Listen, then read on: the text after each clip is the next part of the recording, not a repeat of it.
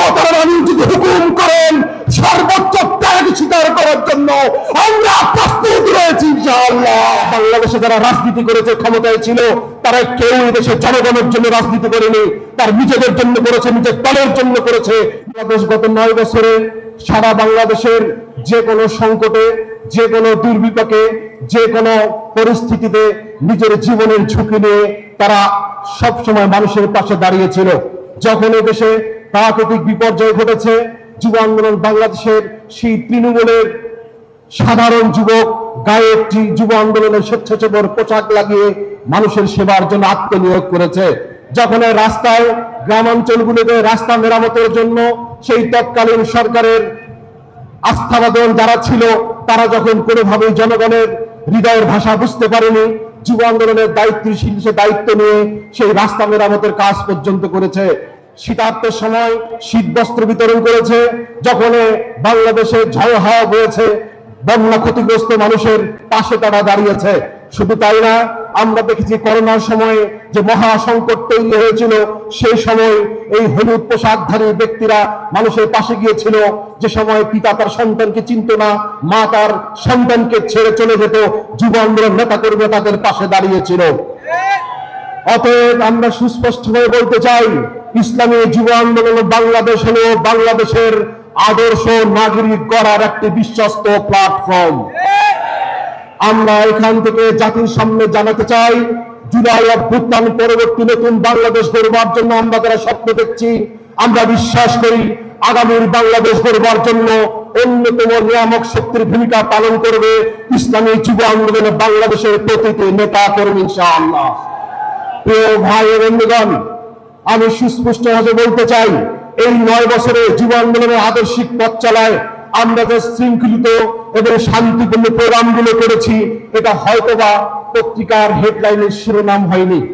কিভাবে একটি জাতীয় পত্রিকার শিরোনাম হতে হয়, কিভাবে ইলেকট্রনিক মিডিয়ার টিভির স্ক্রিনে স্ক্রলে নিউজ করাতে হয়, কিভাবে সোশ্যাল মিডিয়ায় ভাইরাল করাতে হয়, যুব আন্দোলনের প্রতিটি নেতাকর্মী জানে। কিন্তু আমাদের মনোযোগ কখনোই এই জায়গাগুলিতে ছিল না, বরং দেশের সংকটে, জাতির সংকটে, মানবতার জন্য, ইসলামের জন্য, দেশের স্বাধীনতা সার্বভৌমত্ব রক্ষার জন্য যুব আন্দোলনের প্রত্যেকটি নেতা কর্মী জীবন বাজি রেখে আন্দোলন করেছে, সংগ্রাম করেছে, নিজের জীবন বাজি রেখে রাজপথে তারা আন্দোলন অব্যাহত রেখেছে, টিকিয়ে রেখেছে, আমরা সেটা দেখেছি। সুতরাং আমরা বলতে চাই, ইসলামী যুব আন্দোলন বাংলাদেশের এই ত্যাগী নেতাকর্মী, এই আদর্শ যুবকদের আন্দোলন সংগ্রামের মধ্য দিয়ে আমরা জুলাই অভ্যুত্থান, জুলাই পরবর্তী যে নতুন বাংলাদেশ পেয়েছি, আগামীর বাংলাদেশ গড়বার জন্য আমরা বিশ্বাস করি যে নাগরিক খুঁজে নিতে হয়, যুব সমাজ যদি খুঁজে নিতে হয়, ইসলামী যুব আন্দোলন বাংলাদেশের নেতাকর্মীকে এই দায়িত্ব গ্রহণ করতে হবে। বিগত 54 বছরে বাংলাদেশের রাজনীতিতে যারা ক্ষমতায় ছিল, এটা প্রমাণ হয়েছে বারংবার। এই প্রমাণের বিস্ফোরণ করেছে 24শে জুলাই। তারা বাংলাদেশে যারা রাজনীতি করেছে, ক্ষমতায় ছিল, তারা কেউ দেশের জনগণের জন্য রাজনীতি করেনি, তার নিজেদের জন্য করেছে, নিজের দলের জন্য করেছে, নিজের পরিবারতন্ত্র কায়েম করার রাজনীতি করেছে। ইসলামী আন্দোলন বাংলাদেশ তার 38 বছরের আদর্শিক পথ চালায়। বাংলাদেশে একটি আপসহীন সংগঠনের নাম। আগামীর বাংলাদেশ গড়বার জন্য ইসলামী আন্দোলন বাংলাদেশের মহতারাম আমির যেভাবে ইসলামী মনা দেশপ্রেমিক নাগরিকদেরকে নিয়ে একটি ঐক্যপ্রকাশ আন্দোলন গড়ে তুলেছে, সারা বাংলাদেশের মানুষ যখন আশা জাগাতে শুরু করেছে, আমরা দেখতে পাচ্ছি সারা বাংলাদেশের মানুষের হৃদয়ে নতুন ভাবে স্বপ্ন দেখা শুরু করেছে। ঠিক সময় কতগুলি ভাইদের যেন আবল তাবল উল্টাপাল্টা বলা শুরু করেছে।